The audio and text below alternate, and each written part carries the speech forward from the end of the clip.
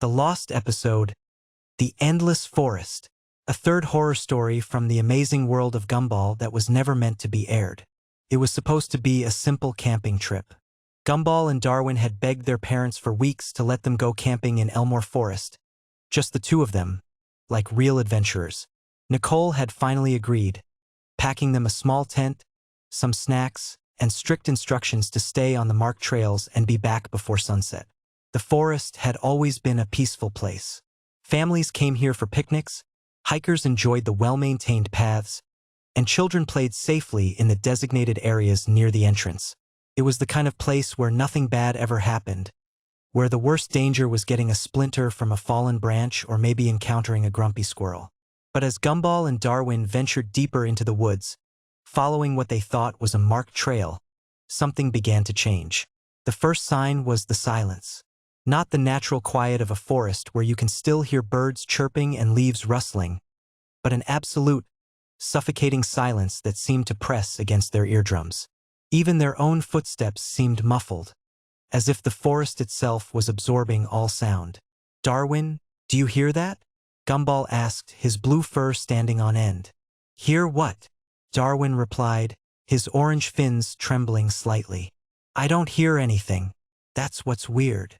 They had been walking for what felt like hours, but when Gumball checked his watch, the hands were spinning wildly, sometimes fast, sometimes slow, sometimes backwards. Time itself seemed broken in this place. The trees around them began to look wrong.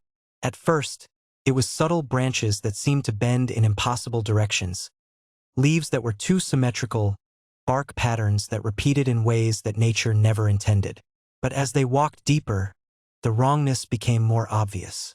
The trees were watching them, not with eyes exactly, but with a presence that felt like being observed. Knots in the bark resembled faces, twisted and ancient, following their movement with expressions of hunger and malice. The branches above formed patterns that looked like grasping hands, reaching down as if trying to snatch them from the path. "Gumball," Darwin whispered, his voice barely audible in the oppressive quiet, "I think we should go back." But when they turned around, the path they had been following was gone. In its place was more forest, identical trees stretching in every direction, creating a maze of green and brown that offered no escape. They tried to retrace their steps, but every direction looked the same. The trees seemed to shift when they weren't looking directly at them, rearranging themselves into new configurations, ensuring that any attempt at navigation was futile. As the day wore on, though it was impossible to tell time in this place where the sun never seemed to move, they began to notice other things. Sounds that shouldn't exist in a silent forest. Whispers that came from nowhere, footsteps that matched their own but belonged to no visible source, and occasionally, the distant sound of children laughing. But the laughter was wrong, too high-pitched and too long, echoing through The Lost Episode, The Empty Neighborhood, a horror story from the amazing world of Gumball that was never meant to be aired. It was a quiet Saturday morning in Elmore, the kind of morning where nothing exciting ever happens, and everyone stays inside watching TV or sleeping in. Gumball and Darwin had planned to spend the day playing video games, but when they woke up, something felt different about their house. The usual sounds of their family were missing. No loud crashes from Dad in the kitchen, no scientific experiments exploding from Anaisa's room, no Mom rushing around getting ready for work. The house was completely silent. Gumball stretched and yawned, his blue fur still messy from sleep. "Darwin, do you hear that?" he asked his orange fish brother, who was floating in his bowl next to the bed. "Hear what?" Darwin replied, his big eyes blinking in confusion. "Exactly. Nothing. No noise at all." They made their way downstairs, expecting to find their family in the living room watching TV or having breakfast. But the living room was empty. The kitchen was empty. Even Dad's favorite spot on the couch, where he usually left a permanent impression, showed no signs of recent use. "Mom? Dad? Anais?" Gumball called out, his voice echoing strangely in the empty house. The echo seemed to last longer than it should have, bouncing off the walls in ways that didn't make sense. Darwin floated beside him, growing more worried by the minute. Maybe they went out for groceries? But when they looked outside, The neighborhood was just as empty as their house. No cars in driveways. No neighbors walking their dogs. No children playing in yards. The streets of Elmore looked like a ghost town, as if everyone had simply vanished overnight. "This is weird, even for Elmore," Gumball muttered, stepping outside. The air felt thick and heavy, like breathing through cotton. The sky was an odd shade of gray, not quite cloudy but not clear either, as if someone had drained all the color from the world. They walked down their street, past the Robinsons' house, past the Bananas' house, past every familiar home they'd known their entire lives. But something was wrong with each one. The windows were dark, not just because no one was home, but dark in a way that seemed to absorb light rather than reflect it. The doors looked slightly off, as if they'd been painted by someone who had never seen a real door before. "Darwin, look at the street signs." Gumball pointed up at the corner.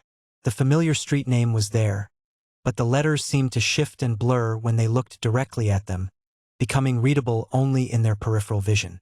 As they continued walking, they noticed that the neighborhood seemed to stretch on forever. Streets that should have led to the town center or the mall instead curved back on themselves, creating an endless maze of identical houses with those same dark, wrong windows. "Gumball, I want to go home," Darwin said, his voice small and frightened. "So do I, buddy. But which way is home?" They had been walking for what felt like hours, but when Gumball checked his watch, the hands were spinning wildly, sometimes moving backward, sometimes stopping completely. Time itself seemed broken in this empty version of their neighborhood. That's when they heard it, a sound that made their blood run cold. It was Dad's voice, but not quite right.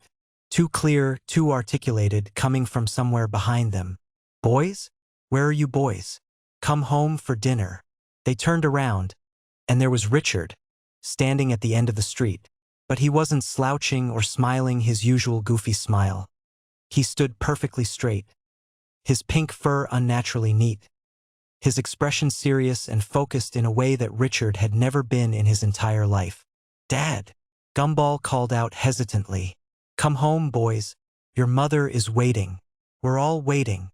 Richard's voice. The lost episode 2. The mall. It was a Saturday afternoon when the Watterson family decided to visit Elmore Shopping Mall. What should have been a normal family outing turned into something far more sinister. As they pulled into the parking lot, Nicole noticed something strange. The vast concrete expanse was completely empty except for their car. For a Saturday afternoon, this was unusual.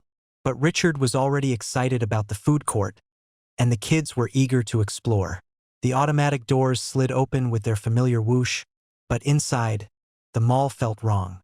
All the stores were open, lights blazing, cash registers ready for customers. But there were no customers, no employees either. The usual sounds of a busy mall chatter, footsteps, background music, were replaced by an unsettling silence. Gumball and Darwin headed to the arcade, their favorite spot. But something was terribly wrong. The arcade games were playing by themselves. Joysticks moved without hands touching them, buttons pressed without fingers, and the screens showed high scores with random letters and symbols instead of names. Meanwhile, Nicole tried to enter the grocery store, but the automatic doors wouldn't open for her. She waved her hands in front of the sensors, but nothing happened. Through the glass, she could see shopping carts moving by themselves down the aisles, with no one pushing them. Richard found himself in the food court, but it was empty despite all the open signs being lit. Tables and chairs were arranged perfectly, and on every table sat a single tray of fresh food with no one to eat it.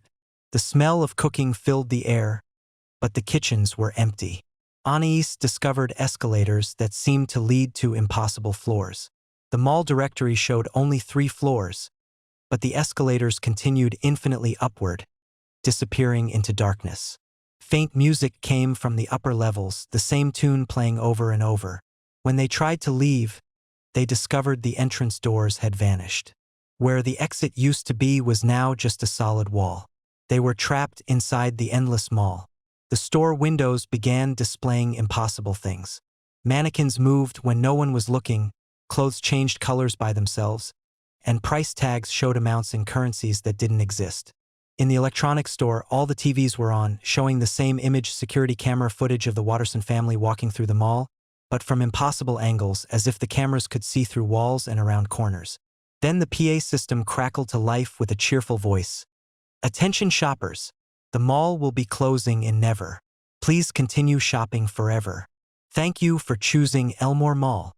As they tried to find another exit, they noticed the mall directory changing before their eyes. Store names rearranged themselves, floor numbers shifted, and arrows pointed in directions that led nowhere. In the center of the mall, they found a fountain that should have been filled with water, but instead contained a dark, thick liquid that moved like it was alive. Coins thrown into the fountain by previous visitors floated on the surface, but the dates on the coins were from years that hadn't happened yet. In the reflection of store windows, they could see other families shopping, families that looked exactly like them, but moved in perfect synchronization. These reflection families stopped when The Lost Episode, The Amazing World of Gumball, The Endless House. It was a quiet Sunday evening when Gumball and Darwin returned home from their weekend adventures. The familiar red door of the Watterson house stood before them, but something felt different. The air was too still, the shadows too perfect. As they stepped inside, the living room looked exactly as it always had: the orange couch, the television, the family photos on the walls. But the proportions seemed slightly off, as if someone had tried to recreate their home from memory and gotten the details almost right, but not quite. Gumball headed toward the stairs to go to his room. But when he reached the top, instead of the familiar hallway, he found another living room, identical to the one downstairs, but somehow wrong. Darwin called out from below, his voice echoing strangely in the impossible space. They discovered that every door, every staircase, every corridor led to another identical living room. The house had become an endless maze of the same space, repeated infinitely in all directions. No matter which way they turned, they found themselves back in that same orange-couched, photo-lined room. The family photos began to change before their eyes. Nicole's smile became too wide, stretching beyond the bounds of her face. Richard's eyes turned completely black, like empty holes in his head. And Anais appeared in photos where she had never been before, her expression blank and emotionless. Then they found their family. Nicole sat perfectly still on the couch, staring at nothing with unblinking eyes.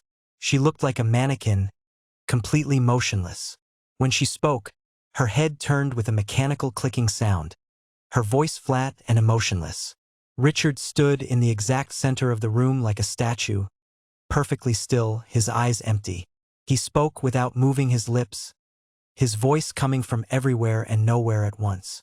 Anais floated 3 feet off the ground, her books and papers orbiting around her like planets around a sun. She defied gravity, suspended in mid-air, her voice echoing from all directions. The windows showed their backyard, but it was wrong.